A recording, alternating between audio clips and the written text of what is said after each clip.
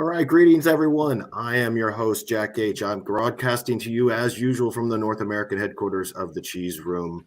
And I have a global panel with us today, of course, to talk about the Wolves game, look ahead to the Palace game and all things Tottenham. Here we are gathering. We are gathering approximately 1 year from the Conte meltdown, I guess. And we are not playing Chelsea right now. So lots of things are good, I think, and that we're a year off from Conte, and we're not playing a game. We're not playing a match right now. With me, we've got as usual our resident expert from Austria, HG. How you doing? I mean, expert from Austria. I don't know if that's an insult to experts or to Austrians, but I am okay. But yeah, when you talked about the North American headquarters, I was aware suddenly that it's those Workshire buggers in England that aren't with us tonight. They've got everyone else on different time zones. So what? They can watch. Is it comic relief or is that a few weeks? I don't know, but they're not working like they should be.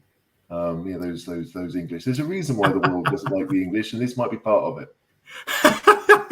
I will reserve comments, having been now spent quite a bit of time in the UK over the last 6-7 years. I have my own comments on that topic, but I won't share that. But I think it's good to note that you're right, that this show has been supported on the backs of Americans and Australians and expats for quite a while now. I just want that to be clear to everyone out there in the audience. Cam, thanks for joining us. Otherwise, this would be a lonely conversation between HG. So thanks to you very much for joining us from the sunny continent of Australia. Yeah, from the southern headquarters down here in Melbourne of the Cheese Room. Heavy lifting even from Australia. These English are just not lifting their weight. And so, down here in the southern headquarters, we have to do the weight lifting all the way from here to the other side of the planet. So it's not good, but... We deliberately put our southern headquarters in Melbourne because it is much better than Sydney. 100% it is much better than Sydney, that's for sure. But all's well down here. So starting fights already. Starting a cheese room derby here. All right. 100%. All right. Well, our splendid work tonight is going to be to deconstruct that Wolves game a little bit, see what we think.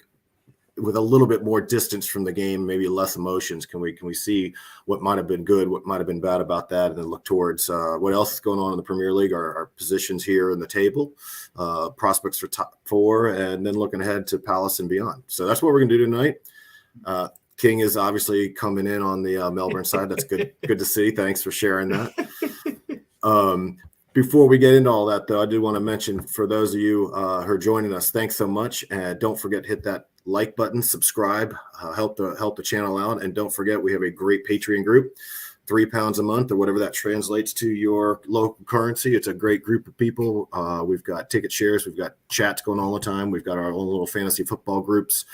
It's a 24/7 global chat room of everything Spurs and football. So I hope you guys, if you're not a member, check it out. It's lots of good things about that. So I've been a member for a very long time. That's how I'm actually here doing the show. All right.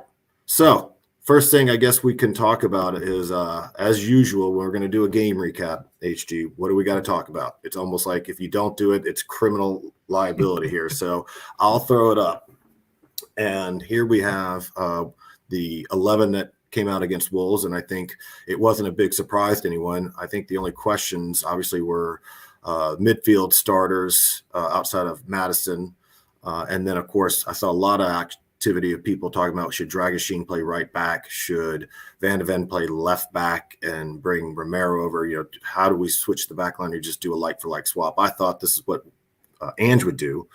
What are your thoughts on this, and do you think this lineup was good enough to get 3 points out of that game? Yes, I think the lineup is good enough to get 3 points out of that game. It's probably good enough to get 3 points out of almost any game, considering we got a point off Man City away playing, 4 fullbacks. Like, you take your chances, you have a shot. But yeah, I think that, if we were playing Chelsea tonight, that 11 might well start again. Do you know what I mean? Like, it seemed like the logical thing to do.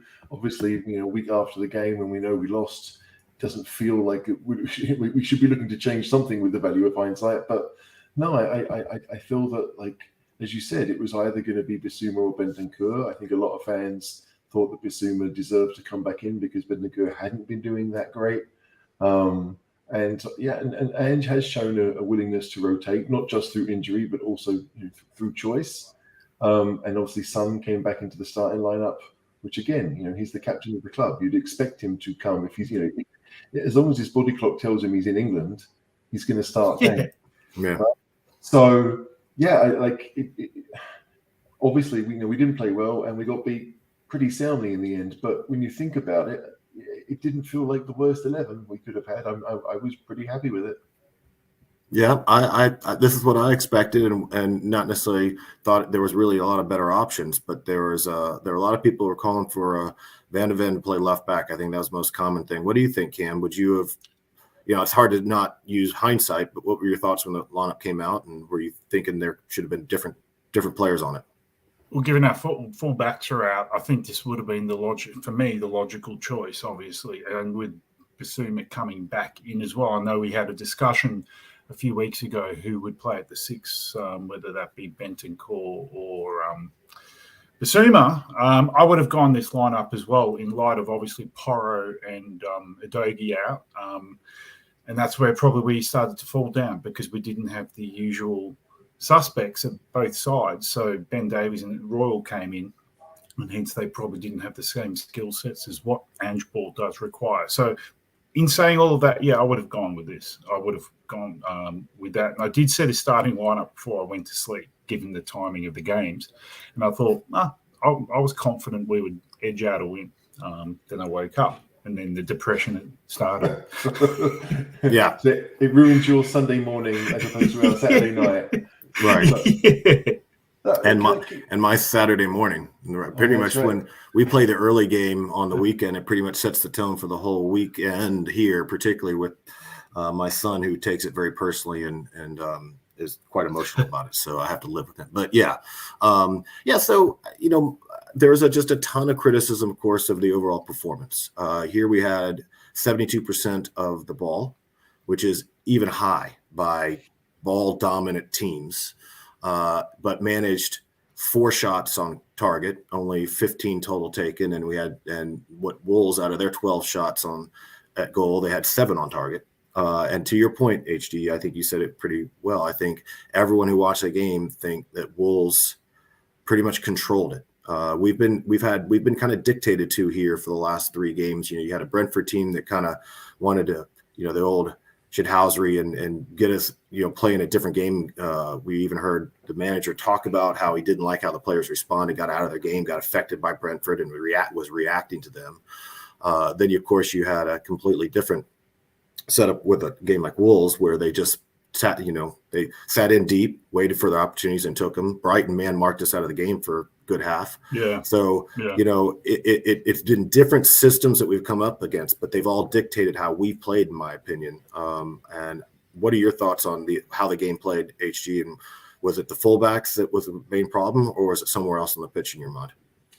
I think that we're starting to realize that as much as Ange has, I have my one system that I want us to do, if you've got Porro fit, then Porro is quite happy to move forward, which means perhaps Sarr probably needs to be a bit more defensive minded, right? And we've all seen that Sarr has become a mainstay of the team basically for that reason, that when Porro goes forward, that we do have someone who can cover. But when Royal's playing, who isn't the same footballer as Porro, then it's probably vital that perhaps Sarr gets more forward and gets more involved in an attacking sense, which doesn't appear to be his natural game to me. I don't see him as a real goal scoring midfielder, although he has got a couple of goals this season. So, and when we turned the game around again, I think it was Brighton, but he made that run off the Kulusevski pass that led to maybe the equaliser or one of the goals. When he makes runs into the gaps, then he's obviously very useful. Maybe not getting on the end of things, but still he can provide some kind of threat from midfield. But if we don't have Porro, then he needs to be doing that. And it just, as you said, 72%. If you're not shooting when you have the ball, then no wonder Wolves are happy for you to have the ball. I mean, that's what it comes down to. You can have all the money in the world, but if you don't spend it, what's the point? It's that same kind of attitude. Obviously you can't overspend, you can't go crazy, but if you just want to hold on to it, then it doesn't help at all. So, and Wolves were quite happy for us to have the ball because they knew that, if we wanted to be intricate, they would not allow that to happen. We wouldn't be good enough to make those very quick, third man runs that maybe needed to break the lines, and it equaled, easy opportunities for them to counter. And they were threatening on almost every single one they had. Yes. And it wasn't always due to significant numbers. It's that the people that they had on the ball made pretty good decisions when they had it. We all knew that Neto was a threat, but I mean, that's just it. Like had it been Adama Traore who had the ball in those situations, we probably wouldn't have lost. It's the quality of Neto that probably hurt us the most. But yeah, it just feels like when Spurs have the ball, obviously we want to have the ball in every game, but when teams want us to have the ball, then we have to play slightly differently. We have to be able to beat a man or make things happen.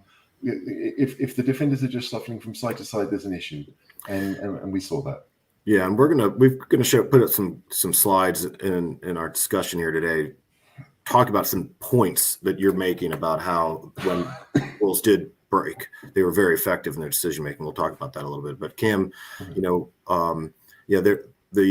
from your vantage point, I saw that a lot of the problems came in again with the fullbacks. Ball goes to Royal, and he's looking for the shortest pass he can possibly make to another teammate. It's just not dynamic. But then Ben Davies, what did you make of Ben Davies on the other side? I'm not anti Ben Davies. I know Spurs fans that are. He's always going to be a 7 out of 10 player. I think Ange Ball lives and dies by the inverted fullbacks. Obviously, it's a very attacking game. When you have both of them out at the same time, it does affect the balance in the system of what Ange is trying to do. Now, as I mentioned before, Jack, I didn't see the entire game by virtue of Optus down here. I watched half the game, but I did feel that we were, and still are, probably been unsettled as a team for the last probably 3 to 4 games. And obviously players have come back from AFCON and Asia Cup. There's a gelling issue at the moment because it's not just Ben Davis that I'm having focus on. It's your Madisons, it's your Kulusevskis, the Basumas. The system's a bit clunky at the moment, and things get shown up more, particularly if we've got a replacement right or left back. Things can get magnified all the more when you have another soldier come in. But the whole team, I think mentally at the moment is not gelling as it should, because I don't think we've had this team since September or August, September, before all our injuries occurred. So it was clunky. It was definitely a clunky performance from Ben Davies because he's not a Dogie. He's Royal, we don't have a Dogie, our normal guys in there. And what's his face? I've just had a mind blank. We don't have a normal Porro in, so we're not used to those runs in that system. So it was clunky, but I think the focus, not just on Davies, but other members of the team, has to be looked at. And I think Ange needs to work on where the wavelength is with this team in general, and not just Ben Davies for that matter. Can I add that? There's a good comment here that Norman Stanley Fletcher has put. I completely agree with this. Van der Ven may have played left back before, but if left back was the issue, well, Ben Davies has played it for 10 years. So clearly it's not being a left back, it's being an inverted fullback that seems to matter. And I don't see Van der Ven taking the ball on the half turn. I don't see him driving to the byline that we see Udogie do. I actually thought Ben Davies did pretty well in that role because he was making those runs. And if we think Ange Ball works at its best, right? You've got the 2 centre backs that can move wide when needed, but the full backs are bombing forward, usually underlapping the wide players. It seems to me that everyone is basically designed that we want to have 1v1 on the wing. That's what we're trying to get. That's what Ange Ball tries to get. And obviously Kulusevski, as much as he does cut in all the time, he tends to start on that touchline. Right, in the pass he made for Sarr in the previous game that I talked about, he was basically on the touchline when he plays that pass, and so you're looking at that, and I don't blame Son for wanting to get involved, but if the system is designed that he hugs the touchline, I don't feel like he does. I feel like he hugs almost the edge of the 18-yard box. That tends to be where he wants to be, and so we kind of compacted things even more. And like when I see Brennan Johnson come on, I don't feel like he hugs the touchline that much either. He seems to be on the edge of the 18-yard box too. So maybe my understanding of Angeball is wrong, and they're just doing what they're told, right? Yeah, I agree. I wonder about that. It's. I mean, you don't have to wonder if I'm wrong. I usually am. No. I mean, wonder if we actually misunderstood Angeball. I wrote that down during the game. The number of times where we play between the penalty areas, and here we are facing a 9-man low block. And here we are, no more wide than the penalty area. I mean, that doesn't make it any easier for crying out loud when you're gonna play in their space. So I actually agree with you. I mean, this comment was here. No one's arguing, King, that the drop off is pretty huge. I think the drop off for me is greater from Poro to Udogie than it is. I mean, Poro to Royal than it is Udogie to Davies, even though it is still a huge drop-off. And that's pretty much the issue. I think if only one of the fullbacks is out. So if Udogie's playing, you can get away with Royal. If Poro's playing, you can get away with Davies. But bringing them both in just slowed everything down significantly, and you just don't get those penetrating runs, nor do you get those passes that Poro can send. So I think it definitely changed the way you had to play. I just agreed that we should have enough to get a home win against Wolves. So let's talk about how we gave up our first goal. So we're going to look at a couple different sides. This one is basically, as the ball's getting ready to be delivered into the box. You can see we've got some coverage. It's not like there's a lot of open runs. I will say there's a lot of space for a runner coming in, as you can see from the top of the box. It doesn't look like anyone's got that. That's a little problematic. But in terms of guarding your 6, you'd think it would be all right. And then you go here. And this is literally as the ball's getting ready to be headed into the goal. And you can kind of see Sonny's kind of pushing his hand out towards him. And then this is the view from behind it. So this is the view that you can basically say, okay, the 5'7" guy who hasn't scored for his club but once, and it was a year ago, he's getting ready to win a free header on the 6. And I've got 1, 2, 3, 4, 5, 6, 7, 8 defenders and 3 attackers, and this results in a goal. And you were saying, HG, they definitely deserve the win, but it's just hard when you make it easy. I mean, but like you're looking at all those Wolves players. I mean, what's it, 5 players in that shot? 1, 2, 3, 4. Is it only 4 players? I mean, there's only 4 shot. Yeah. I mean, and that's the crazy thing. But of those 4 players, I mean, I think it's Dawson who's on the right. He's about 6'2", 6'3". I'm not quite sure who the others are, but probably Kilman is the one by Gomez. Are you really worried about a 5'7" guy hitting the ball? I mean, it sounds awful, but you're not. Like we've got Royal and Richarlison on one guy. Like Van der Ven and Saar look to be on the near post to make sure that if it goes there, then they can win it. But Sonny's 6 foot, but he's never been a header of the ball, and he's not really known for his defensive work either. So you do tend to wonder, like, okay, like what is the deal here? Like Madison's there but not doing anything. Like what other players should be there? Where's Ben Davies? Is that him? That's him by the Ben Davies is in the middle of the screen just off. Yep. So like I'm trying to think what other players should be there, because we've got 1, 2. I mean, there's 8 Spurs defenders there. Right? Yeah, we got a double team on Dawson. Yeah. You got Saar, who's the ball's going to go over his head. You got Van de Ven, who's looking at it. Yeah.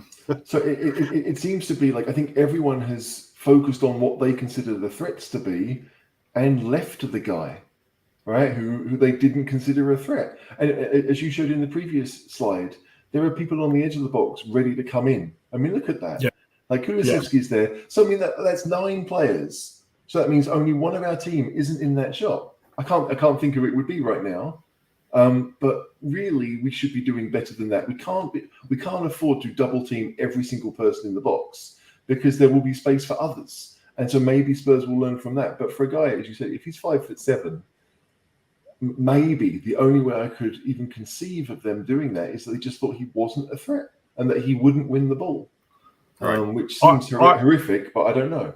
Yeah. I watched this goal on Optus down here about 3 to 5 times because I was confused as to why the shortest guy on the pitch was actually getting the header. And surely there was a lack of communication within that box there because, yeah, that's a good shot there. If you go and watch the replay of that goal, watch it just prior to kicking and watch him, he's actually almost stationary. He's not actually running in. He's not darting in from any angle. He's almost stationary. And all he basically does is jump up and header it. He might take one step, but he's almost pretty stationary. So all our players are probably headless chooks trying to man mark or spatially be aware. No one's communicated who's manning up the eventual goal scorer. It's actually a really damning goal. And I think Andrew's going to replay that to him in the locker room probably about 10 times over going, what the hell's going on here? Yeah. I mean, it's safe to say from that shot that we play man marking in the box, right? Like there's no zonal there. Correct. Like it is that there are three tall guys and Gomez, and we're going to mark the tall guys. And to be fair, the tall guys didn't do anything, so it works. But yeah, I think Udogie and Kulusevski are the two that aren't in that shot, and they're both big guys. Like we are not a small team. There is no reason we are one of the tallest. Yeah, like anyone should be winning headers against us, really, but certainly not a guy who's 5'7". And yeah, it's the freest of headers. You probably won't see a freer header all season, sadly. Oh no, it was incredibly free. Go and watch the replay of the goal, and you'll see how damning it is. But I do think the guys had to talk within that 6-yard box to go, "Oi, here, they're here." Clearly, they're not, because look at the watching of the eventual goal. You know what I mean? Yeah. Yeah, it's kind of like in the. I mean, we won the Brentford game, but the two goals that they scored, not that they didn't have chances, but the ones they actually scored were essentially handed to them. I mean, twice. Just here you go. And I feel like this is another one of those examples. It's just you should have it covered and you don't. And it was a great header. Take nothing away from Gomez. I mean, it's a great header. I don't know that he would, if you gave him another 10 balls, whether he puts another one in quite that well. Quite frankly, but still, So now that we did. There weren't a whole lot of chances for Spurs in the first half. This is actually right after the goal, so this is another one I pulled out. So you can see again, we've got people back. They just don't seem to be where you need them to be, so to speak, because you're going to have a ball delivered to the far post that's going to be volleyed on and get a great save out of Vicario. Now, it's offside, so it would have come back had he scored. But I just kind of picked this out just because the spacing, I'm counting, I got Kulusevski, I got Sarr jogging into the play. I've got Royal marking no one. I've got Romero really not in space. I mean, I've got Basuma not really doing anything. And I've got one or two defenders for four players on the back post. It just doesn't seem organized to me. HG, what are your thoughts here? Do you remember the play? I feel like, I know it's Neto that has the shot, but I think it was Neto and it might have been Sarabia. But it's Sarabia, I think. Okay. I think it was Sarabia, yeah. Yeah. So Semedo at the top of the screen, right? That ball was on all day long for them, right? The ball to Semedo, because obviously Davies was inside, probably marking the guy that was playing in front of Semedo, and Son wasn't tracking back as much as he maybe could have. But again, that indicates Spurs in general. I mean, that's not bad positioning, but it means there is a simple ball over the top. You could easily have those two Wolves players aren't in that position, but they have decided, and you don't have to be an expert to understand that Spurs will have gaps in those fullback areas. Like Ben Davies is covering, like you'd expect him to. Van der Ven's got a man in his eyes, but you'd have to wonder, Son. I mean, it sounds awful. Like defending is not his game. Right, no. I mean, we understand that. Conte proved that. Yeah, that is a relatively simple ball over the top that you see most teams try to overload the back post in these situations because, he's pretty central, so he can't chip it straight down the pitch. It's almost impossible to make those passes. They have to go out wide, and when they do, then they want to head the ball across goal. In this case, yeah, that's true. Yeah, it's probably. I mean, it's a fair point. It's just, it's frustrating because, I don't feel like they're horrendous mistakes, but they will get punished. Right at this level, they will get punished, and it's an understandable idiocy. But I mean, is that Craig Dawson playing the ball? I mean, Yes, are it is. we just defending too deep to begin with? Like, is Richarlison like actually getting more involved defensively than we really want him to be? Right. Because I mean, again, is the entire Spurs team in that shot? I think Almost. they might be. I think, yeah, 1, 2, Right? 3, And 4, so, 5. Yeah, it is. Isn't is. that scary in of itself that all of our players are within 35 yards of our own goal? Like, as much as Richarlison is useful at corners, you want to, but like send someone forward. Like Basuma, I don't think is going to be useful at corners. So have him be the guy who's a bit further up the pitch, keeping the defenders honest, whatever it is. So yeah, it's I mean, King says it like we see it a lot. We see it a lot of times. But when I see West Ham, I see Man United do that all the time, trying to hit Maguire at the back post. I see a lot of teams do it. But it's just we have to be more aware of what teams do, right? Because like we try. The thing is, like, I mean, we try and do it as well. So you should, if you're good at defending, you understand what attackers want to do. You understand what teams try to do to hurt you. Like we saw in the last after the Man United game when teams were pushing against Vicario, and it took us 2 games to try and stop that. And maybe that led to the free header that Gomez got, because we're also worried about protecting Vicario. Yeah, there's been some talk of that people have mentioned that as a possibility, or at least a consequence. Yeah. Mm-hmm. Well, then shortly after that, we did that offsides result did get us upfield. This is again towards the end of the first half.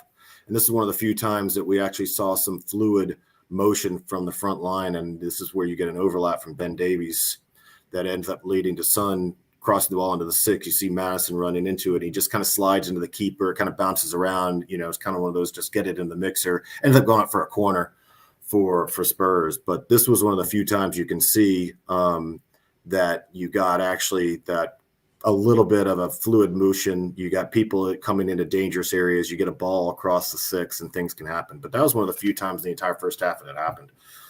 But it at least, created somewhat of a chance. And that looks like a handball to me.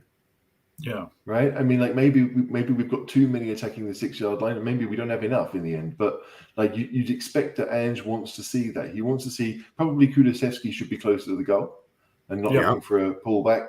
But Richarlison scored from a pullback at Everton, so you can understand why he would do it. Like Madison's running into the box like you want the midfielders to do. So that feels. I mean, Wolves have a lot of players back, but again, they had a lot of defenders playing the whole game. But that at least feels like what you might want, or what Ange might want to see. Yeah, this was one of the few times, that's the reason I pulled it out in the first half, that you saw, get the ball around the box and actually then make a series of runs where Ben Davies goes around Son, gets the ball to the byline, crosses it back. So you actually got some going on. I don't know where the ref is, Miz.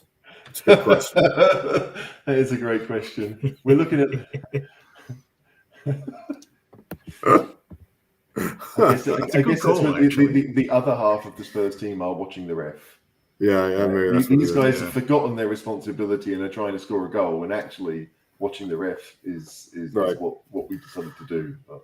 Right. Well, so of course the half and the ref, I don't remember. Actually, now you mention it, I don't remember my son screaming obscenities at the referee as much as usual. So he must not have had a terrible game, I guess. Anyway, I think early on there were a few that I felt were going all of Wolves' way. Like he seemed quite happy to let whatever their style was go. Oh yes, the chance that Huang got, that he skied over the bar, that came from a clear foul in midfield. Somebody got flattened. I remember that. Yeah.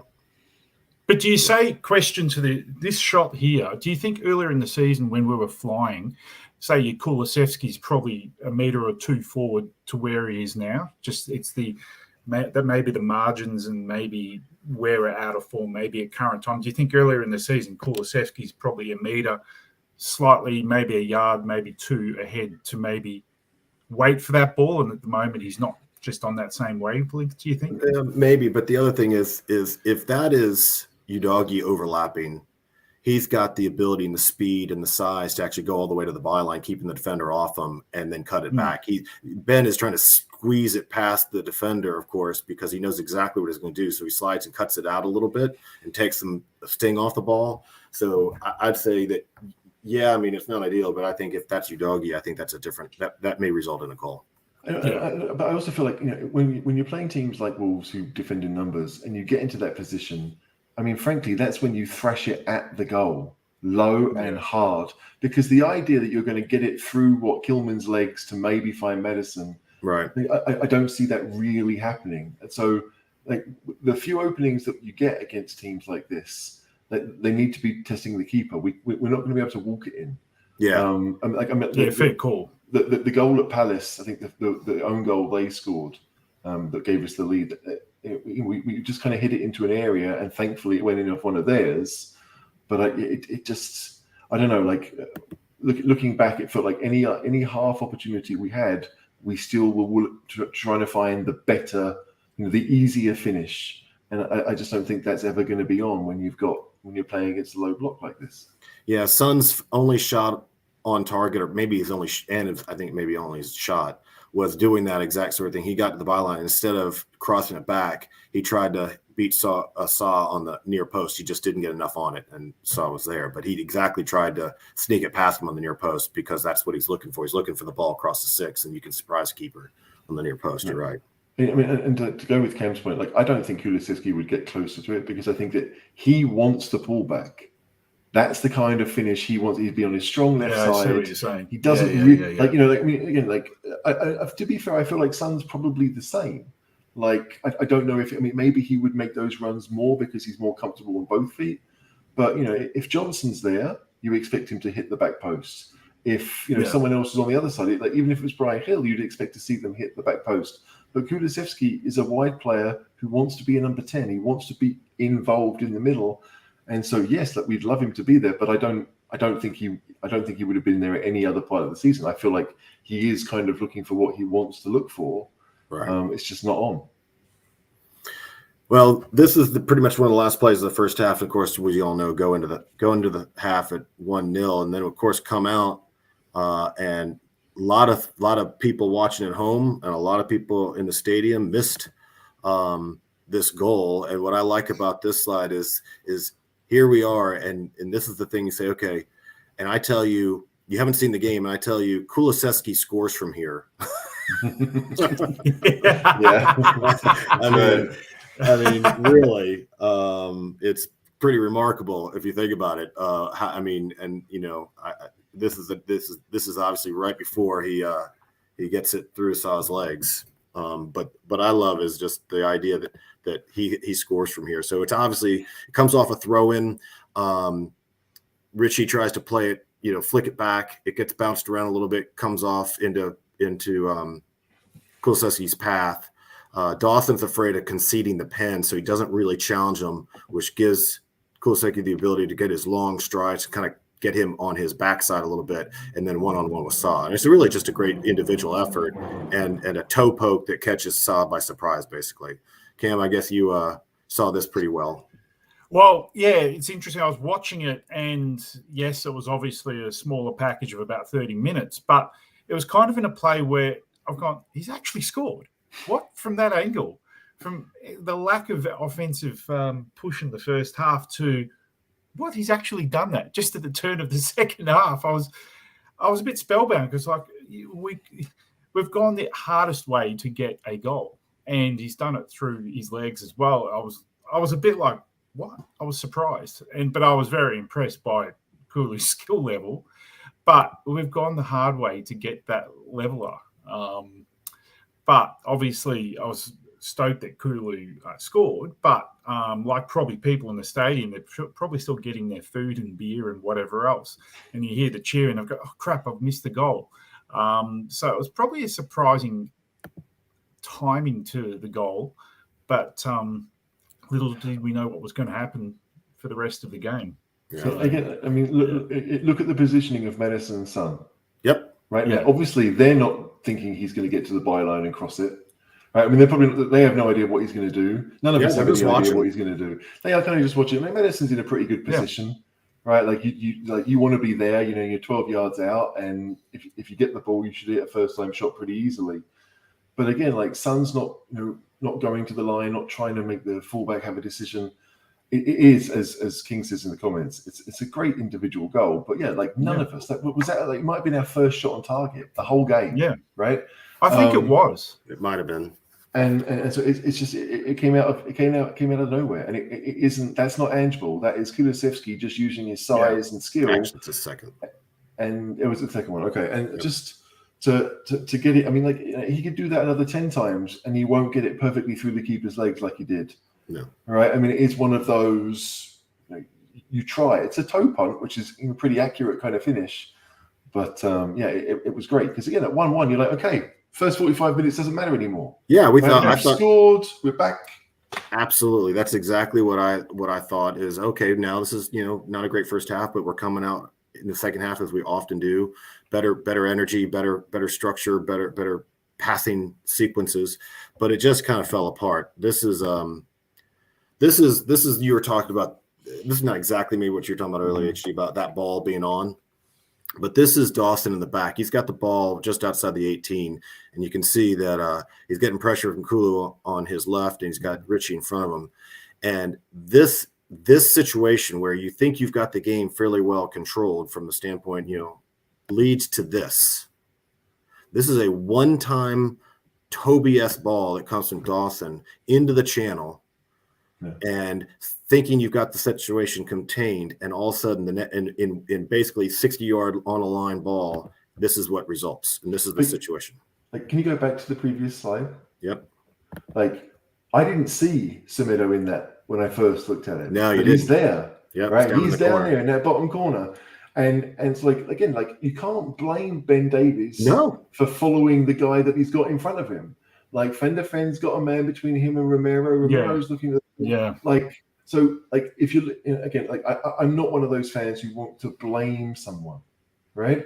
But if I'm an opposing manager right now and I look at that and I know that Son is almost certainly going to be playing on that left-hand side against me next week, that ball is on time and time and time again. Because if it's not on, if the fullback is looking at Semedo, then it's a different ball that's on, and one that's even closer to goal. So you do have to you look at the narrowness and you think if it's again, like, that's not an easy ball for us to make, but for a professional footballer, Dilson's not under any real pressure. Of course, you can hit the ball into space for Semedo to get onto. So it's like either the press isn't like there, and we're all kind of half-arsing it a bit. Like, okay, you can get 25 yards out before we'll start, but for Semedo to be where he is, I mean, if that was one of our players in that position, we'd be laughing. Brilliant, hit him every time. And I don't think Spurs ever really got to grips with the fact that Semedo was going to play as a winger, and that Neto was going to cut inside, and there was going to be acres of space for the wing back to go forward. Yeah, because now you've got a situation. Now this doesn't result in a goal. I mean, of course, he squares the ball for the runner, and Mickey's chasing, and he just doesn't put a good finish on it. He basically kicks it right at Vicario, so it didn't turn out to be a huge chance. It should have been. This is probably the one non-clinical attempt or finish the Wolves had all game, because this is definitely on. But it's like you're saying, it's a simple ball. I mean, we play a high line, we play narrow, and to your point, that ball's on. And yeah, it helps if Udogie is running that down and not Ben Davies, obviously, because he's going to get there, maybe prevent the ball from coming across, but even maybe not. I mean, that's a lot. It's so much space. It is so much space. Yeah, but he's been managed to do that. I think Gary O'Neill did an absolute number on Ange this game. I think particularly if you go back to the City game, teams are playing us wide now, trying to pull us apart when obviously we've got our defensive press on. But they're also – that's obviously been drilled there. If you go back to the previous slide, that's all because teams have obviously dissected us. And I think Gary O'Neill, besides this play, I think that's actually how you play Spurs, is to pull them out wide to open up, obviously, other players coming through the centre there. Now, I think this game, Gary O'Neill, full stop, just outplayed, outswung. Outcoached? Outcoached. Because I think if you have a look at the outcome of the game, he's actually just, how would I say, played to our weaknesses. Like, that's Semedo pick there. That's drilled. That's like play out wide, Spurs play narrow. That's not just randomly he's done that. I think that's just very good coaching. when it gets down to it. And I think teams are playing at Spurs like you're supposed to. I get it logically, but they're playing to our weaknesses and playing to where they can open us up. And I think Gary O'Neill I've got to give him applause because I think he showed up Ange's tactics quite easily last weekend. Well, I think this is a good question by King because it's easy to sit here and point out something like this, right? This sequence. It's another thing to say, okay, how do you stop it without changing the way you play? And if you look at it, I mean, I don't know your thoughts, HG. Obviously, you've got Son that's just he's not pressing and he's not marking. Well, yeah, sorry, go ahead. I think it's like if you're pressing, that ball doesn't get through. So Ange lives and dies by the press. If you have the press there, that ball's not getting swung over. So Ange, he lives and dies by that. So if that's a press there, that ball's not getting swung across. So teams are obviously learning if Tottenham's been half-assed in their pressing, there's going to be space moving forward and crossing the ball across. It's just the fact. Ange ball lives and dies by that. And if the player gets around his opponent, there's going to be open spaces, as there were in numerous plays last Saturday or Sunday.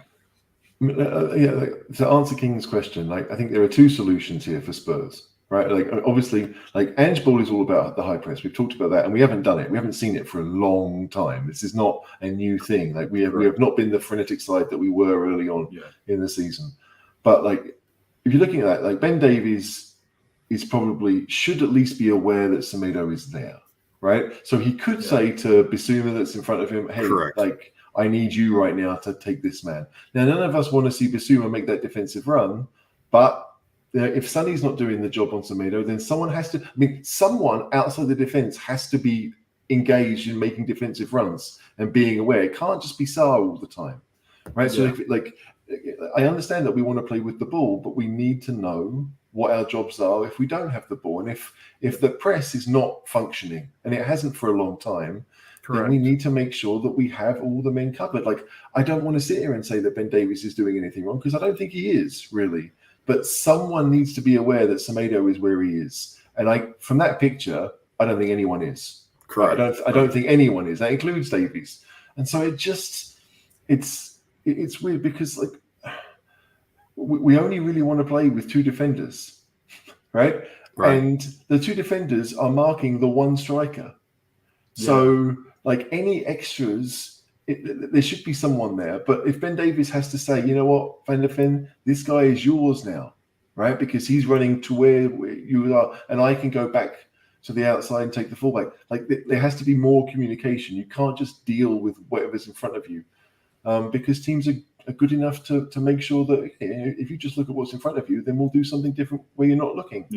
But if I was to see this repeatedly, and I don't think I've seen it as bad as it was against Wolves, but there will be other teams that will play with wing backs. There will be other teams that look to spring someone wide or keep someone wide. And again, Wolves are playing with the whole width of the pitch, which Spurs don't do. Right? If Semedo's standing where our wide players stand, well, then Ben Davies knows exactly where he is because he's probably marking him. Right? But for Spurs, our width just isn't there. So we can't even find ourselves in those situations because, logically, our wide players like Kulusevski and Son are doing exactly what Wolves' wide players are doing right there, which is making runs down the middle. But what we don't have is someone from midfield in the position where Semedo is. Porro doesn't make that run because he's inverted. Right, so who would be making that run for Spurs? It would probably end up being Sarr's job, and again, that's not really his strength. So there are lots of small things to improve on, but it's kind of understanding not just what we want to be doing, but how the other team play and what their strengths are too. Yeah, I think both of you have got good points there, and this. I'll show a couple more, and then we'll move on. But this is one of the few. This leads to a shot by Kulusevski that Sarr tips around the bar. It's actually probably the only time that we got numbers in around the box. We have a sequence of 4 one-touch passes that eventually gets Kulu on his strong foot, and he puts a good effort on the far post. Again, Sarr makes a good save on it. But this was one of the few times where it actually resulted in a chance. And you can see the the triangles are formed. You've got, options here, and we actually make a nice play out of it, but it was not a lot. It was not very few. This is one of the only ones I could pick out in the second half. Now this is the moment we can talk about, of course. So this is Basuma losing the ball at the top of the box. Sarr kicking out at it, trying to stop it. And as we all know, what happens is the break is on. Whoops, sorry. So at this point, you obviously see Sarr hauling butt back. Emerson's in the center circle. The ball's pretty far out. A lot of people have criticized Royal for not getting tighter sooner. I don't know, with the distance that you can see from this vantage point, I don't think getting tighter at this point was much of an option. There's just too much space. And if he comes at him high and doesn't make the tackle, then of course he's in one-on-one at this point. I'll just go through the sequence. But at this point, he's caught up to him before he gets to the 18. He stands them up pretty well. And as you can see, we have 4 defenders. You would think the situation should be able to be handled. And even here, this is, again, he's doing a good job keeping him from getting to goal. He's driving into the, running out of space. We've got 2 defenders backing him up. And then, of course, this is what results from the cutback, and that's the shot going into the net. And the one thing I think everyone has probably noted, or at least I know I have noted, is that from the very get-go, if we go all the way back to the sequence, Suma just kind of jogs on the way back and never tracks the runner at any point. He just kind of jogs into the box. He's never looking over his back shoulder. And so that's where here he is standing, and he gets a really good angle at a ball going in the back of the net for the winner. Can you go back to the initial shot where they're breaking? Yep. Because, where is Gomez there? Is that him next to Bissouma? I think that's him next to Basuma. Yeah. Okay. So basically, Bissouma, if he tracks the man, he's not going to be sprinting that much, because in that shot you don't see either of them. Nope. But in the next one, you probably don't see. There you see Bissouma, right? Bissouma's there. Yeah. So Gomez is to his left out of the picture. But yeah, again, Bissouma's not looking at any possible other players who might score, right? So he's looking at Neto. Royal is clearly looking at Neto. You'd imagine Sarr is, and I think Van der Ven is as well. So if you go to the next one, you see that 3 of them, maybe not. Sorry, not this. The next one after this, right? Look where Van der Ven, Sarr, and Royal are. They've all gone to Neto. Not one. I mean, again, you understand it, but you'd think that 2 of them would be enough. If Royal's done his job, which he did, then Sarr gets there, and hopefully you can crowd him out. But Sarr never really got there in time. And then Van der Ven's been attracted to the ball, and then you're left with 2v2. Right? I mean, this is it. Kulusevski's done well to get back. Bissouma probably should be doing better to track the runner at least. But I feel it's a couple of bad decisions from Spurs players. You could sit here that maybe Royal should get across first. I think he underestimates how fast Neto is more than anything else. He can't get there. But yeah, it's. Yeah, again, there are too many things that are going wrong, because there is no way that anyone, 5 defenders, 3 attackers, you shouldn't be getting. Yeah, exactly. Yeah, I agree with what King put there. It is amateurish. We're taught as kids, right? I mean, we grew up. I assume that Cam maybe did. I don't know, but I grew up playing soccer, playing football, and I live with an American. What am I doing? And you're told, you watch kids' games and they all run towards the ball, and you are told from a super young age, don't get drawn to the ball. I understand that Van der Ven, wants to maybe be hero defender, because that's what he is most of the time for Spurs. But again, you've got to trust your teammates. Royal is not a bad one-on-one defender, right? Despite what we see here, I don't feel like Royal is. I think that Neto just, was able to keep it on his strong side and find a teammate. But I'm sure Neto can't believe how easy that was. Spurs clearly just haven't covered themselves in glory, and I feel like both goals, it's relatively basic defending. Spurs have given up good chances all season. Don't get me wrong; it's not like this is new, but it feels as if the focus. What are we doing in training? Because our attacking play looks worse, and our defensive play looks worse. Yeah. Well, as I said, I think we have picked it to death. These are just some of the things I found, and I think it shows that these are things. There's a lot of talk about, Ange Ball is a myth, Ange Ball is a click or a fad, or it doesn't work, all that sort of stuff. And I think you said earlier, my vantage point is it's not being played, and that is still on the coach to resolve, because the things we're identifying here, I'm just an idiot with a screen capture watching the extended highlights. They have much better technology, of course, to figure out, but I would think that they're probably looking at some of these same things to say these are just mental errors, decision-making errors, not that the fact that something's been figured out and you can't be successful. There are solutions to these things, I would hope, and hopefully with the 2 weeks off, maybe and obviously at least one of the fullbacks back will make a big difference against Palace. So, but we have a whole list of people. I mean, here's our situation, of course. Go ahead. Do you have a question there? HG? Oh, okay. No. So lose the game, of course, drops us down the table to 5th. We don't know whether or not that's going to would be a Europa spot or be a Champions League spot. Obviously, the only way to make sure is that we stay at the top 4. And I think there's a whole lot of people I've been seeing in our chat groups. I've seen it, online, is pretty much they've written Champions League off at this point. It's no way we can get it. And I think that obviously is a little silly, given how many games still have to be played, how many points are out there. But it does drop us to 5th, and we don't play this weekend, so everyone has a chance to catch up on us. These are the fixtures, right? Yeah. Yeah. So any chance Nottingham Forest gets a result on the road with Aston Villa to help us keep us in touch and distance? What are your thoughts, Cam? Villa are a funny team at the moment. They've played well this season. Clearly they're a great and well-coached team. I don't hold much hope. Nottingham Forest aren't doing too well this season. I would be looking likely, if given Villa hasn't had European, I don't think they've had European games over the last week or two. No. I would assume they'll be more fresher to actually probably go in for a 2 or 3-1 win in that instance, given they haven't had the interruption of European football. Yeah.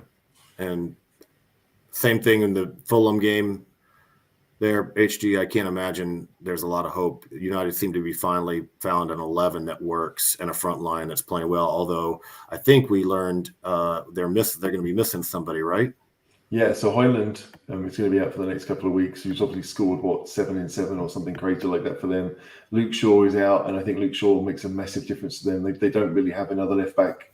They had to bring on Lindelof to play there, Man United's best 11 is a decent 11, but I do feel that they might struggle. Like Fulham are one of those teams that they could play really well and win there. Right? It won't be like anything more than 1-0, but they can actually do something. But United, without the players that have really turned things around for them, without the team like Mainu and Casemiro, they finally found a midfield two that work. Yeah. So I just weirdly enough, I think Forest have more of a chance. Just because I think that they'd be quite happy to stifle Villa, and they're always decent, they're pretty good value for a goal for us. And Nuno's got some good results for them, but I don't think Fulham will do what we need them to, sadly. But Forest might. Yeah, well, we'll see. I mean, again, unfortunately, we're now in a situation of needing other teams to drop points. Because even if you're starting to get that position where it's not within your control, you don't play United again, so you can't take more points off of them. And of course, we got a huge game with Aston Villa coming up. I mean, we all know that Spurs are going to drop points between now and the end of the season in games that we shouldn't and in games that we should, but so will the other teams. And so obviously. We want, we will always hope that Fulham get something at Man United. More importantly, that Man United don't get victories and Villa don't get victories. But when you looked at the fixtures that should have been, Spurs had the toughest fixture this week because away at Chelsea is never easy. So yeah, we can, all we can, it's a week by week thing. But it's still in our control because if we win all our games, we finish at least 4th, right? I mean, we go to Villa, we win that game, we're above them. So it's not the end of the world, but You know, I almost feel like the 2 points we dropped to Everton feel more costly to me than the 3 we dropped versus Wolves, because we had it, like it was there. Yeah, we had those points. We were, and we should have kept those points.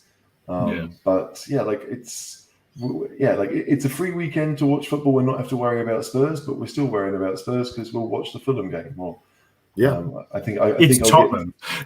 I'll be forced to watch the Palace game because it's an Austrian manager in the Premier League, so Austria's going mental right now.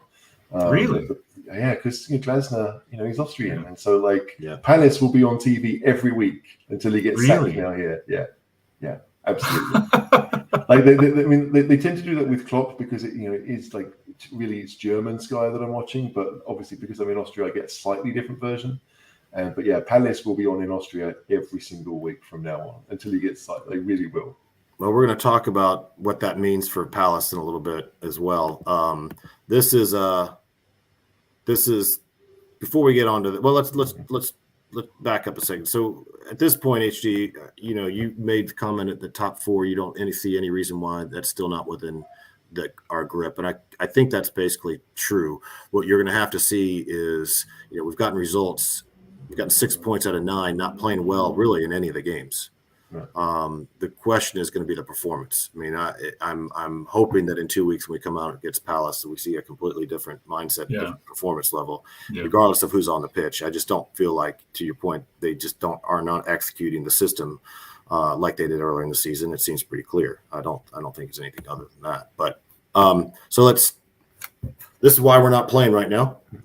And fortunately, I think Chelsea did us a favor, so we don't have to play today. But it is a chance for Pochettino to win a trophy, for a particular trophy that he was always seemingly very dismissive of when he was the manager for Tottenham. Cam, or what do you expect and what do you hope out of this match as a result? I work in the office. I work close to a Liverpool fan, and he's been saying they're the walking wounded this week. I think Jota was out this week, and obviously Alexander-Arnold's out. Is Darwin Núñez out as well? I think so. Yeah, I think so. Yeah. They've got a lot of players out. It's true. Yeah. So throughout the whole week, he's reminded me we're the walking wounded. And then when I was banking up all these players, I thought this final could actually go Chelsea's way. Chelsea are an extremely strange team. They've got talent there, clearly, but they are all over the place. But every now and again, they can put up a performance. And I can see this going Chelsea's way. I think Liverpool are wanting to actually I think Liverpool will be favourite, but the way Chelsea are, I could actually see them winning it out of nowhere because even though their form has been patchy in the Premiership, in their cups, they've done quite well. And with Liverpool out with so many of a few of their stars, I'm actually tipping Chelsea might do this 1 or 2-0. I think Liverpool are wanting to keep an eye on finishing the season strong for Klopp and probably putting more of their attention on that. In saying that, Liverpool will probably win.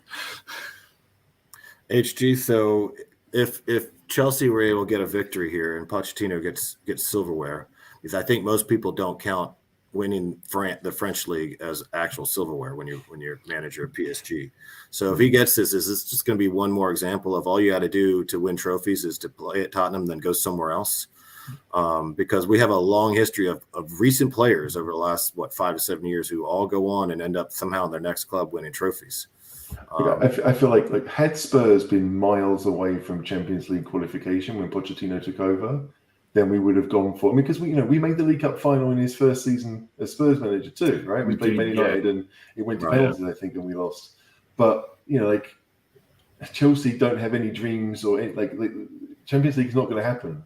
So no wonder he's taking the domestic cup seriously this season because there's nothing else really for them.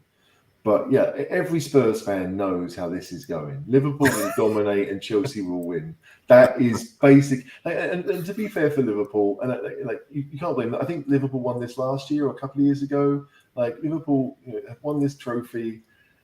The big game for them was beating Luton on Wednesday night. The league game, they're 1-0 down, they turn it around. That's the big thing for them. This is, it's a fun afternoon. but I don't think it means that much to Liverpool, really. It means probably more to Chelsea. And we all know that on Monday morning, every single Chelsea fan you've ever met will come out the woodwork and talk about how Chelsea equals trophies and Spurs don't. That's exactly what's going to happen, sadly. Yeah, you're probably right. I can't. I'm not. Are you going to watch? I don't know if I'm even going to watch. I don't usually, if I'm honest. I know it's the final, but like I haven't, like, I'm not football out kind of, but I don't watch the Champions League games right now. Because it feels, even though the games were relatively equal, like people, not many teams won by more than one goal. Right. I think deep down that the bigger teams will go through, right? And I don't, like, if it's Inter versus Atletico, I don't really care which team goes through because I think both are boring to watch. Do you know what I mean? It's not to me, it's not a great tie where I'm really interested to see what's going to happen. And the League Cup final is the same. That because there's no league, there's no Sunday afternoon game. It's the only one. I may well watch it, but if Eintracht are at home Sunday afternoon, I will probably watch that instead. Right. Well, let's talk about. So let's look a little bit of are the people we're fighting for top four with to see if there's light in the tunnel here. So these are United's fixtures. Mm-hmm. So they obviously got Fulham. Then of course they have a FA Cup game with Forest. Then, of course, you can see the next few games there. They've got the City match, then what should be manageable games. So out of Fulham, City, Everton, and Sheffield United, what is that? 3, 6, minimum 7 points. Yeah, likely. Yeah, like it's like without their main striker. You never know. Like with Man United, like until they figured out their midfield, didn't matter who was their striker. But yeah, Højlund's probably back for the Sheffield United game, so it's a few home games. Yeah, Everton, Fulham. I mean, Everton, you never know. Like I don't look at United with any confidence, but when their best 11 is out, I know they will win a lot of games. Yeah, right. Yeah. And so it's. But you're right. I didn't know Shaw was out. That's a lot of hope because you're right. They do rely on him a whole lot. A lot goes through that left side with him, so that does help a little bit. Yeah, I will say. Now this is the fixtures for Aston Villa. So obviously they've got Forest, so they're dealing with relegation battling teams. Mm-hmm. Then of course they've got the Ajax match or Ajax 2-leg situation around our match, which I think is probably really good for us. Yeah. That's on a Thursday, isn't it? Yeah. Yes. They've got a Thursday, Sunday turnaround. And it's Thursday away. Amsterdam's not a long flight. It's about an hour's flight probably. No, it's not. But I think weirdly enough, it's the kickoff time on the Sunday that might help Spurs. It's early on. It's 1 p.m., isn't it? Yeah. And like maybe if it wasn't on TV, then it would be a 3 p.m. But like 2 hours probably doesn't seem like a lot. But I don't know. Like when you get back early Friday morning, you may not train until Friday afternoon. You might come in on the Saturday. Like they don't have much time. No, they don't. And Ajax Ajax aren't having a great season, and they're not a great side. But Villa will take that seriously. Like the first leg away, they will take it seriously. So you hope that the squad will be stretched a little bit. But yeah, you look at those games for Villa, like nothing's particularly easy, right? Like even Forest at home, you don't know. But Luton are a difficult side to play. Obviously, Spurs hopefully will be difficult for them, and West Ham when they've got a new manager. Like maybe Moyes would have gone by then. Who knows? Right. Yeah, no, I don't know if Moyes is going to be out by then, but it's possible. I don't think so. But I mean, clearly, there's a huge opportunity with that match. Obviously, that you could make that a must-win almost against Aston Villa because that would, like you're saying, you win that game and you back controlling your destiny a little bit more. So I still think all the gloom and doom is overblown. I think that the team. Too much expectation was created over those first 10 games. I think it was just kind of a weird combination of just unbelievable lucky bounces, breaks, Vicario unbelievable, taking all our chances. And then, of course, the Chelsea game hits, and we've just been in repair mode ever since. So I'm not too despondent. Can I just put in for that Villa game at Villa for us? The last 20 minutes is going to be a very interesting contest because obviously they've got Ajax either side. Having a look at that, they've got a lot of game management they've got to put into effect there. I mean, obviously they're a professional team, but I think if you've played that Thursday night in Holland, then coming back, and it's that 1 p.m. kickoff, they've also got one eye on Ajax. So I can actually see us winning very late in that game because I think they're going to be partially distracted, and you're going to be buggered off 2.5 days of preparation, aren't you? Or 2.5 days of just literally running your guts out at Ajax and then coming back to Villa. Do you know what I mean? Like, we have to look at it as an opportunity. Like, if Villa go out to Ajax, like, our game will be the only game that gets affected by their European run, right? Yeah. Like, it'll be the only game of the run, and it's against Spurs. That is, like, you have to see it as a good thing. The fact that Villa have 1, 2, 3, 4, 5, 6 in 4 weeks, and we've got 3 games. Like, yep. I know that obviously Villa's in the middle of that run, but by the time they get to play West Ham, they might be knackered. I mean, that's what I'm thinking. West Ham might be knackered too because they'll have Europa League games, so they'll be having the same issue. But it's just like for Spurs, it is all about like, yeah, we can dream and hope. But I could sit here and say that I think Villa will beat Forest and get a point at Luton, and they might lose both, they might win both. Like, you don't really know. No, not but for Spurs to think like we've had a few home games recently. We've pulled a few wins out the fire that maybe we shouldn't have done. We lost to Wolves. But that's for that Palace game. When's our next home game after Palace? Like the end of the month? I think it's Luton on the 30th. Yeah, I don't have that. I don't have the schedule. I think because I think after the Fulham game, there's a 2-week international break. Well, we get more points on the road than we do at home, so that's not bad. Is that right? I know we're one of the top teams on for points on the road, but it's. Okay. I haven't done. That's just that's an intuition. I don't know that I'm right, but I may be. I may actually be correct about that. I'm sure somebody maybe could do the quick math out there who are watching. If you could, while some people do the quick math, I've got other people I need to hit the like button and subscribe to the channel. I appreciate that very much as well. But yeah, so that's what it looks like. I think you've pointed out there's opportunity with this run that Villa's got that we can, if again, assume you can go to Villa and win. That's a big ask. But if you get those 3 points, I think you finish this run in front of Villa. The question will be is where will United be? But we have to make sure we don't lose that game. Right, a point at Villa is not a bad result. That's fair. Losing at Villa is a bad result. Yeah, it is a terrible result because that's kind of like the key game. Like until we start that run in April, that Villa game is the key game. We cannot lose that game. Yeah, can't afford to. 100% agree. Yeah. So quick recap a little bit. We'll say just we're not going to do a full season recap, but I'm going to give you each an opportunity to talk about what you think is either where you think the team is, what you feel is going right, or maybe what's going wrong or problems, but also who you think maybe your player of the season so far that is. And for me, it's kind of tough to not choose Porro, but I think really Vicario has probably saved us more points than Porro has probably won us. He's got 7 assists and a goal, I guess, or no, I guess the goal. Does he have a Premier League goal? Yeah, he does. Yeah. Right. Well, I mean, the goal was in the FA Cup. So FA Cup, I thought he had. I think he's got 1 goal. Anyway, he's obviously had a huge impact. But Vicario, some of the saves he's pulled off, I was just thinking that first match against United, where it was that first half could have gone either way, and he had some huge saves, and he's had huge saves all season. I think he's been brilliant, and this tells you, stats are only one part. It doesn't tell you that it's necessarily the best goalkeeper. We certainly, I think, done an exceptionally good job of recruiting a player that I remember vividly. Everyone screaming that, here Levy's done it again. He's gone the cheap option.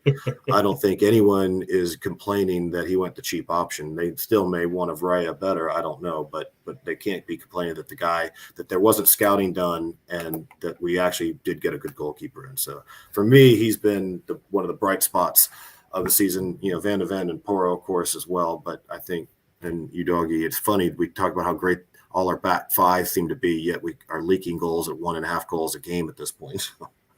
Maybe not. So, Ishi, your thoughts Player standouts in the season so far? Very unlike me, I can't really add much more than that because Vicario is pretty much the only one who's played every game. He's pretty much the only one who's excelled regularly. He's made a number of saves that we can remember as being very, very good. Right? There's the one against, who was it? Was it Everton? Danjuma right at the end. Yes.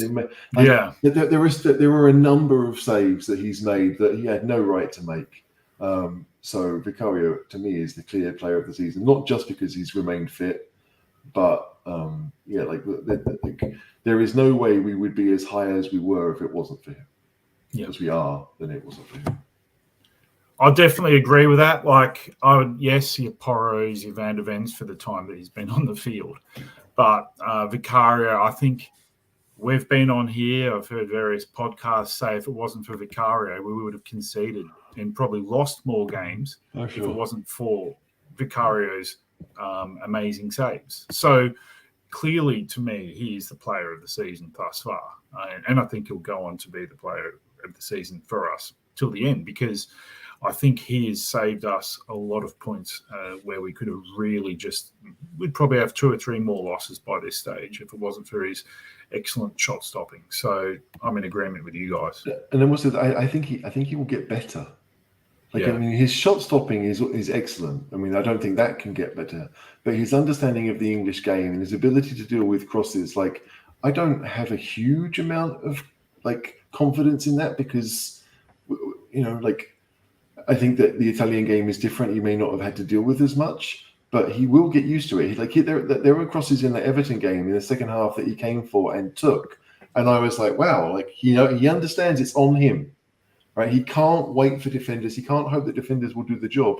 He is a defender who can use his arms, right? He has more chance of being able to do anything. So I just feel as if I don't want to say this really, but I think he could be better next year. He gets more used to the game and how teams are going to try and unsettle him. Mm-hmm. I think he's good enough to get used to it and be better.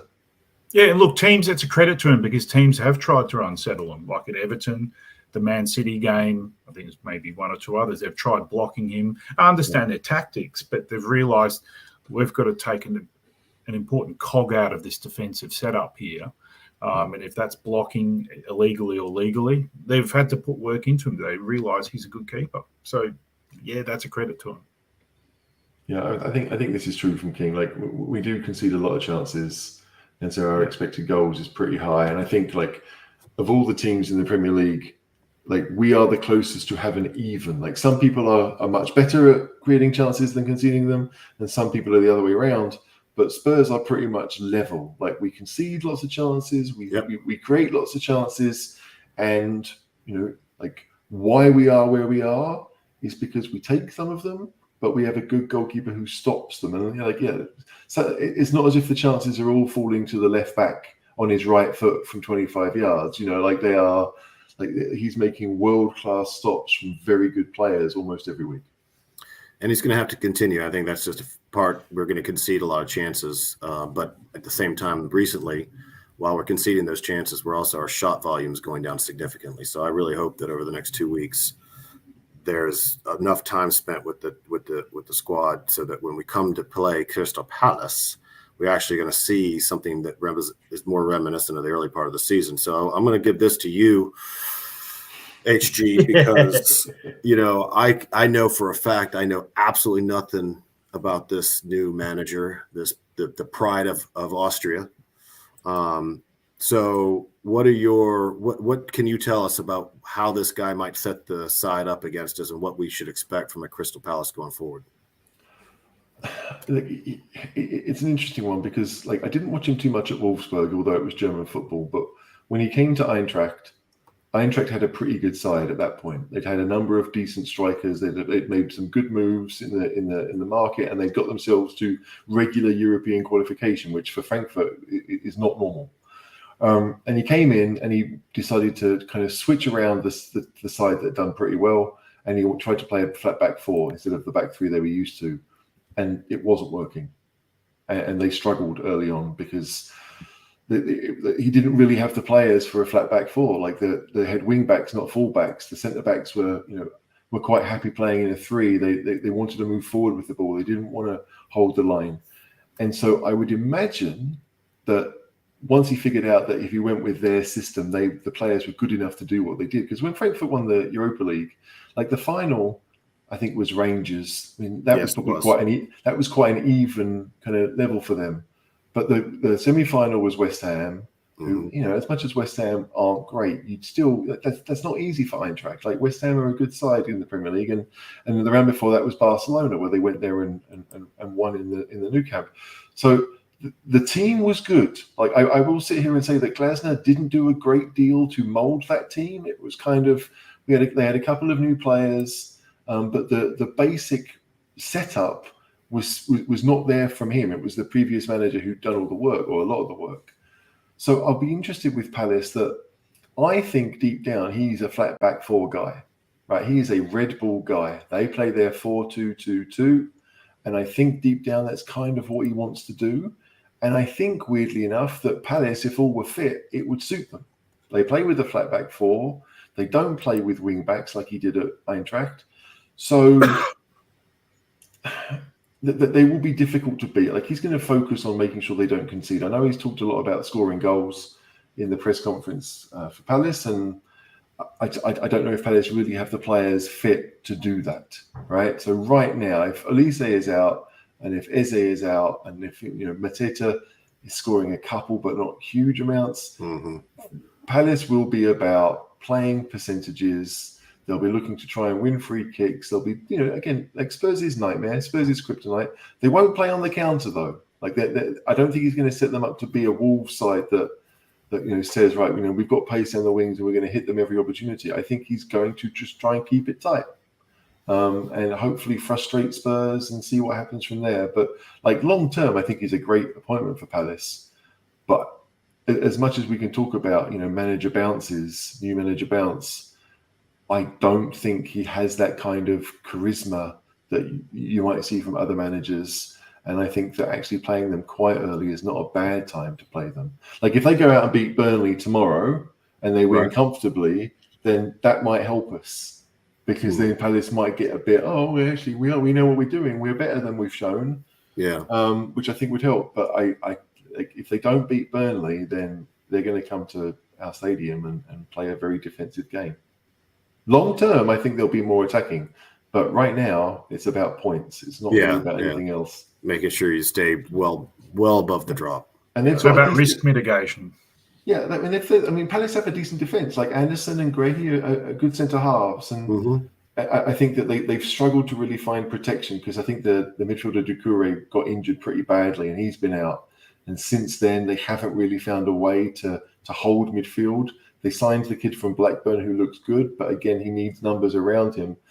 It may be a 4-5-1 probably, even though I do think he want to play with 2 strikers going forward. But it's I do. My instinct says it's not a bad time to play him because he doesn't know the player's strength that well, and he doesn't have a system that Palace have been known to be good at. So he's got to figure out what works.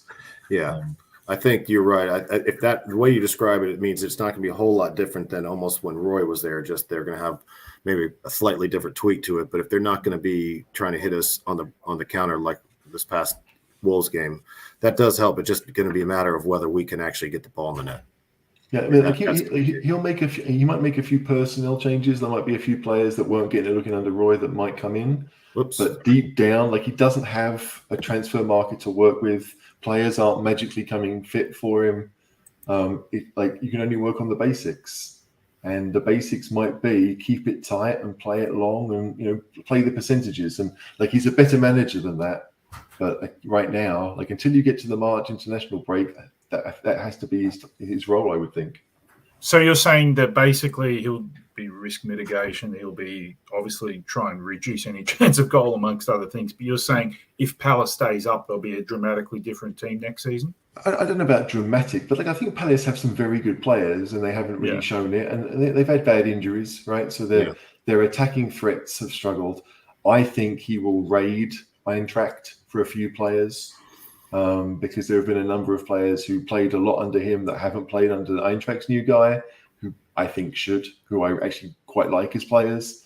So if the new guy at Eintracht stays there, then those players might be looking. And mid-table Premier League is good money for these players, right? They'll want to come over and play.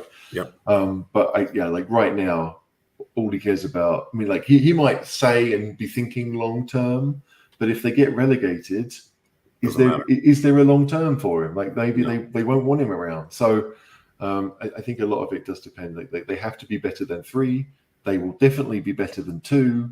So it's a race to make sure you're not last, basically.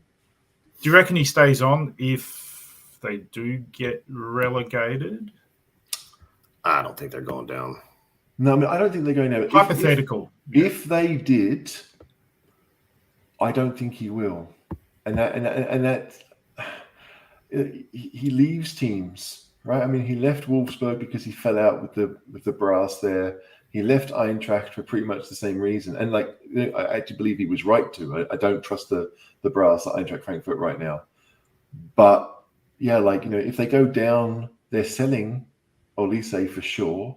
There's a number of players that may not want to do a year in the Championship. Like you'd imagine that Palace, it's not that they'll struggle, but if they sell those players, that it will be more of a battle to get back up. And as much as parachute payments makes it much more likely that they do, you've got to use those payments right, and maybe they won't. So Glasner, to me, it was a bad time to join Palace for him. Like, had it been made in November, I'd have been all for it because he would have had a transfer window, he'd have had more games. But doing it now, there's a lot of risk on him. Yeah. Because one team is going to go down with Burnley and Sheffield United, and nobody wants it to be Luton because they've been a pretty good breath of fresh air. So who's it going to be? Is it going to be Forest that don't make it out? Is it going to be Everton that the 10 points?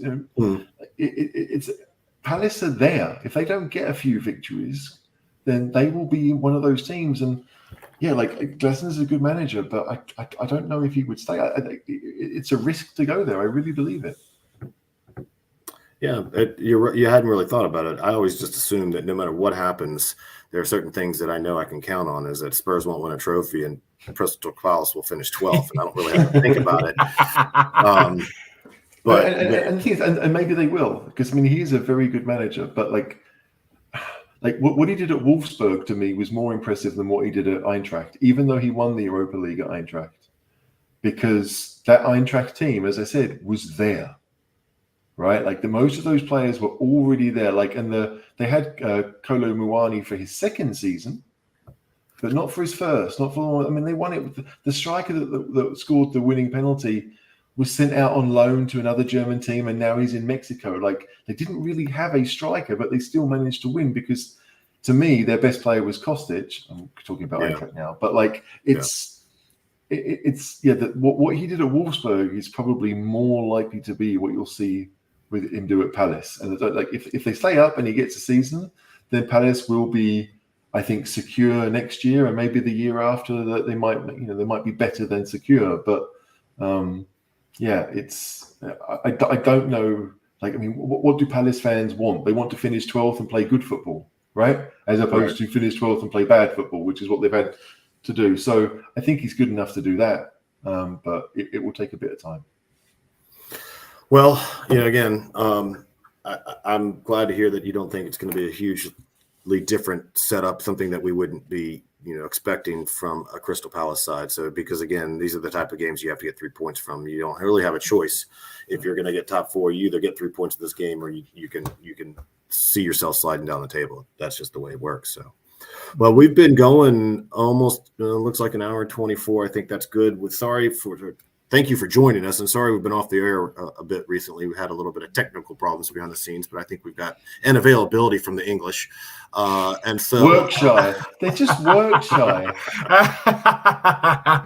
So, but I appreciate everyone coming on and spending some time with us tonight, even though we don't have a match this weekend. We got good attendance. Again, make sure you hit the like button. Don't forget our Patreon group. I think it's really good value at £3 a month. Lots of fun to join us, and we even get some events and get together every once in a while.